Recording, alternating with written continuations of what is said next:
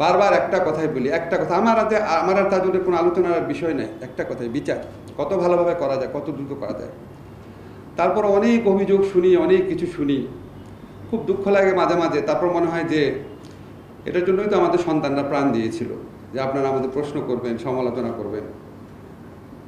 কষ্ট লাগলেও শুনবো, আবার রিফোকাস করব। কিন্তু আপনাদেরকে একটা জিনিস বলতে চাই, আমি আমি একজন রিলিজিয়াস মানুষ।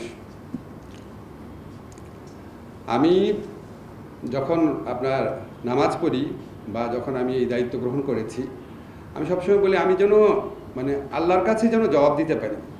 মানে আমি জানি না, প্রত্যেকে তো আল্লাহকে নিজের মতো করে পারসিভ করে।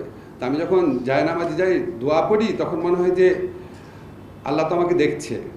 আমি কি আল্লাহর কাছে জবাব দিতে পারবো আমার এই উপদেষ্টা হিসেবে দায়িত্ব গ্রহণ করার পর? আপনাদেরকে কনফিডেন্টলি বলে যাই, উপরে আল্লাহ আছে, অবশ্যই পারবো। কোনো রকম কোনো গাফলতি কোনো জায়গায় করি নাই, কোনো রকম কোনো অন্যায় কোনো জায়গায় করি নাই। জীবনে কোনোদিন এত পরিশ্রম করি নাই, আমার পিএইচডি থিসিস করার সময় এত পরিশ্রম করি নাই। আপনাদের এই কথাগুলো কেন বলছি? শুধু এটা বলার জন্য, আর যাই করেন এই বিচার নিয়ে আমাদের আন্তরিকতায় কোনো রকম বিন্দু মাত্র সন্দেহ রেখেন না। আল্লাহর কাছে জবাব দেবো এই বিচার নিয়ে। মানুষ তো অনেক তুচ্ছ ব্যাপার, আল্লাহর কাছে জবাব দেওয়ার জন্য প্রস্তুত আছি। তাজুল যেমন বলেছে না, আল্লাহর কাছে বড় গলায় স্ট্যান্ড করতে পারবে, যেখানে আমার কোনো গাফলতি নাই, আমারও নাই, আমাদের মন্ত্রণালয়েরও নাই। তাজুলকে বলা আছে, আমার মন্ত্রণালয়ে বলা আছে, আমি যদি নাও থাকি তাজুল যা চাবে দিবা, যা চাবে দিবা। তাজুল সাক্ষী আছে। নিজের মন্ত্রণালয় পারি না, অন্য মন্ত্রণালয়ে ফোন করে করে গাড়ি নিয়ে নিয়েছি, যে আমার মন্ত্রণালয়ে তো গাড়ি নাই। যা করার করেছি, এগুলো শুধু বলতে চাই না। আমি জানি যে আমি যদি মানে সন্তানের শহীদ পিতা হতাম, অবশ্যই তারপর আমার প্রশ্ন থাকতো। ওনারা যে কমপ্লেইন করেন, ওনারা যে অভিযোগ করেন, আমার কোনো দুঃখ নাই। আপনার আরও কমপ্লেইন করলেও এটা জাস্টিফায়েবল। আপনাদের মতো আমি সন্তান হারালে আমি আরও বেশি ইমোশনাল হয়ে যেতাম, আরও বেশি এগ্রেসিভলি দাবি করতাম। এটা নিয়ে আমাদেরকে অ্যাকসেপ্ট করতে হবে। কিন্তু যখন সমাজের অন্যান্য মহল থেকে আসে, বলে বিচার দৃশ্যমান হচ্ছে না, আর কিভাবে দৃশ্যমান হয়? টেলিভিশনে দেখানো হচ্ছে। প্রথম দিন থেকে যখন কোর্ট রেনোভেট করা হচ্ছে, কোর্ট রেনোভেট করার জন্য যখন যাচ্ছি, সেই দিন থেকে টিভি দেখাচ্ছে আমাদের, রেগুলার তাজুল আপডেট দিচ্ছে। কি করব ভাই? এই 10 মাস যাবৎ লাইভ দেখাবো? আপনাকে কি তাজুল রাত 2টার সময় কি কাজ করে সেটা দেখবেন? সেটাকে আমরা লাইভ দেখাবো? কতবার তাজুলের সাথে আমি মিটিং করি, কি ইমোশনালি আর্জ করি, তাজুল কি লাগবে বলেন, সেগুলিকে আমি লাইভ করে করে দেখাবো? যাই হোক, আপনাদেরকে একটা জিনিস শুধু বলি, আপনাদের মনে যে বেদনা আছে, আমি একজন খুব ইমোশনাল মানুষ, আমি একজন লেখক। আমি যখন এই গণ অভ্যুত্থানকালে ছিলাম, আমি কল্পনা করতে পারিনি এইরকম বর্বরতা হয়েছে। শুনতাম, আবু সাইদের মৃত্যুটা দেখেছি, তার চেয়ে ভয়াবহ দৃশ্য পরে দেখেছি, আপনারাও দেখেছেন। লাশ জ্বালিয়ে দিচ্ছে, একটা ছেলেকে টেনে নিয়ে যাচ্ছে তার বন্ধু, সে মরে যাচ্ছে মনে হচ্ছে, তাকে গুলি করছে।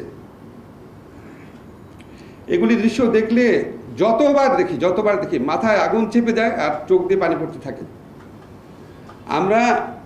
আমি আন্তর্জাতিক আইন পড়েছি লয়ার স্টুডেন্ট হিসাবে। যুদ্ধক্ষেত্রে আপনার শত্রু যদি আনআর্মড থাকে, তার হাতে যদি কিছু না থাকে, যুদ্ধক্ষেত্রে আপনি তাকে গুলি করতে অ্যালাউড না। গুলি করলে সেটা যুদ্ধ অপরাধ। যুদ্ধক্ষেত্রে যদি একজন গুলি খেয়ে যদি আহত হয়ে পড়ে থাকে, তারপর আপনি তাকে গুলি করতে অ্যালাউড না, করলে এটা যুদ্ধ অপরাধ। যুদ্ধের ময়দানে আপনি আহত লোককে যদি চিকিৎসা না দেন, সেটা যুদ্ধ অপরাধ। যুদ্ধের ময়দানে আপনি যদি ডেড বডি পুড়িয়ে ফেলেন, এটা যুদ্ধ অপরাধ। শেখ হাসিনা এবং তার দোসররা যে অপরাধ বাংলাদেশে করেছে, আমি সরি, আমার মনে 1971 সনে পাকিস্তানি বাহিনী এত জঘন্য অপরাধ করে নাই। মৃতদেহ পুড়িয়ে ফেলা, আহত মানুষকে গুলি করে মেরে ফেলা, আনআর্মড মানুষকে আহত হয়ে যাচ্ছে যখন তখন গুলি করে মেরে ফেলা। আপনারা বলতে পারেন 25শে মার্চে কালো রাত্রে হয়েছে, অবশ্যই 25শে মার্চে কালো রাত্রে ভয়াবহ ঘটনা ঘটেছে। কিন্তু একদম ওটা তো অন্য দেশের বাহিনী, আমরা তো স্বাধীনতা ঘোষণা করেছি। তারপর মানে আপনি যদি পার্সপেক্টিভ দেখেন, পার্সপেক্টিভ ওয়াইজ ডিফারেন্ট। আমার 71 সনে ডেড বডি পুড়িয়ে ফেলেছে এরকম কোনো ফুটেজ আমি দেখি নাই। বা 71 সনে একজন গুলি খেয়েছে, তাকে ধরে পিছু নিয়ে যাচ্ছে তার বন্ধু, সেই অবস্থাকে গুলি করেছে, এরকম কোনো ফুটেজ বা এরকম কোনো বর্ণনা আমি কোনো মুক্তিযোদ্ধার বর্ণনা করি নাই। অন্যরকম নৃশংসতা থাকতে পারে, কিন্তু এরকম নৃশংসতা কল্প করি নাই। আমরা তো মানুষ, এই বিচারের সাথে যারা ইনভলভ আছে আমরা বেছে বেছে মানুষগুলোকে ঠিক করেছি। আমি তাজুলকে চিনতাম না, তাজুলকে যখন চিফ প্রসিকিউটর করা হয়েছে অনেক মানুষ আমাকে বলেছে এই তাজুলকে কেন দিচ্ছেন, কন্ট্রোভার্সি হবে। আপনার কিসের কন্ট্রোভার্সি? আমার দরকার এরকম লয়ার যাকে 1000 কোটি টাকা দিয়ে কিনতে পারবে না। সরি, অনেক বড় বড় লয়ার আছে, আমার এই আস্থা নাই তাদের প্রতি। 1000 কোটি টাকা দিয়ে কিনতে পারবে নাকি বা পারবে না, এটা 100% আস্থা নাই। তাজুলের জন্য আছে, তাজুলের দক্ষতা নিয়ে আমার কোনো সন্দেহ নয়। এই আইনে প্রসিকিউট করার ব্যাপারে তাজুলের সাথে তুলনীয় হয়তো প্রয়াত ব্যারিস্টার আব্দুর রাজ্জাক বা 2-1 মানুষ হবে, আর কেউ পারবে না। আপনারা আমাদের উপর বিশ্বাস রেখেন, আমরা আমাদের দায়িত্বে বিন্দুমাত্র অবহেলা করি না, বিন্দুমাত্র না। আপনাদের প্রতি দায় না, এটা আল্লাহর প্রতি দায় আমাদের। এইভাবে দেখেছি এই জিনিসটা।